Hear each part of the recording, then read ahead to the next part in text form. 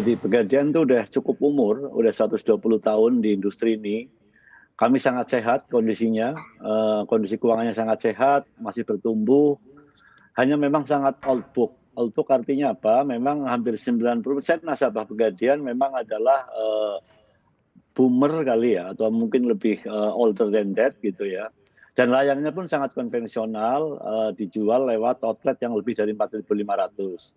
Nah, disrupsi datang dari mana-mana, dari pemerintah sendiri banyak bantuan KUR yang memang secara langsung menjadi satu produknya Pegadaian, kemudian gadai swasta mulai tumbuh, sekarang lebih dari 90 lebih, 6 syariah, dan fintech saya kira another disruption yang memang betul-betul sangat mengancam Pegadaian. Pilihan cuma dua, mau mati pelan-pelan atau kita harus tetap sustain dan tetap relevan. Itulah kenapa sejak tahun 2018 Pegadaian mencanangkan transformasi yang intinya kira-kira kita sebut dengan G-Star, ada 6 G yang kita lakukan.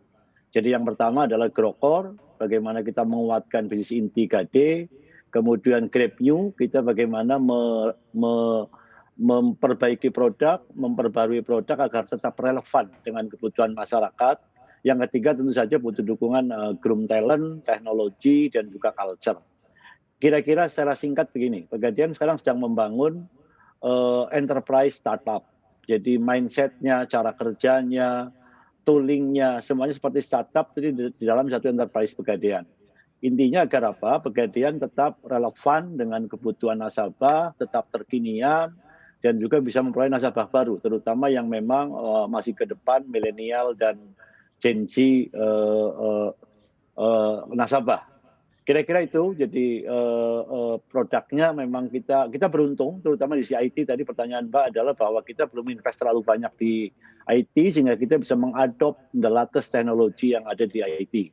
Saya kira mulai dari cloud, mix saya kira dengan open-prem, open API, microservices, sampai ke data analitik dan juga IoT. Mungkin itu secara umum. Ya, berusaha untuk mengikuti zaman ya Pak. Nah, kemudian dari dunia fintech kita Betul. juga tahu ini ada aplikasi atau juga perusahaan yang disebut sebagai Oi Indonesia. Nah, kita sekarang sudah kehadiran CEO dan juga foundernya dan kita akan berdiskusi lebih jauh sebenarnya apa sih sejarah singkat di balik mengapa mendirikan Oi Indonesia ini. Jesayas. Halo, selamat siang semua. Company kita kebetulan masih lumayan muda, baru jalan 3 tahun. Jadi ya, tapi ya kami adalah salah satu partner dari Pegadaian Indonesia.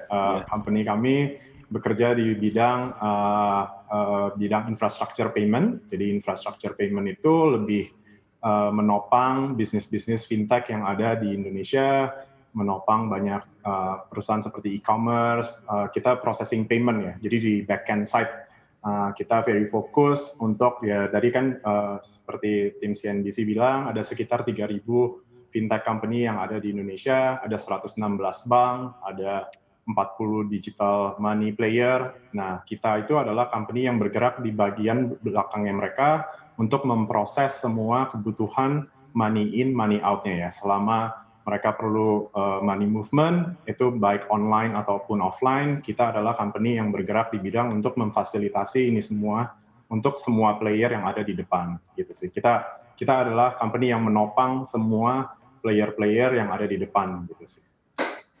Oke, jadi ini sebagai salah satu provider teknologi juga yang digunakan oleh Pegadaian dalam hal ini ya. Saya ke Pak Teguh kalau begitu. Betul. Seperti apa Pak menggunakan infrastructure untuk payment, kemudian processing payment ini dari Oi ini, pemanfaatannya di Pegadaian boleh diceritakan sedikit Pak Teguh?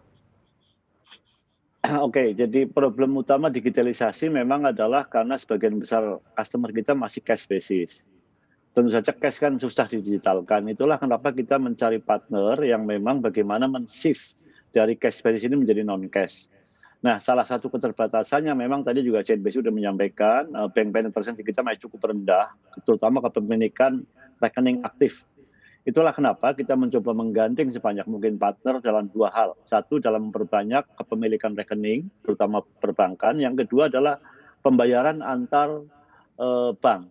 Karena kembali pembayaran antar bank ini menjadi problem, terutama ada fee dan seterusnya, integrasi ke bank juga butuh waktu yang lama. Itulah kita mencari partner, salah satunya OY saya kira. Thank you so much Mas Jay. You did very well, saya kira gitu ya. Dia baru 3 tahun tapi keren gitu. Dia punya connect dengan 90 bank, Mas Oye ya. Itu sangat membantu kami, terutama untuk nasabah dari bank manapun bisa kita layani.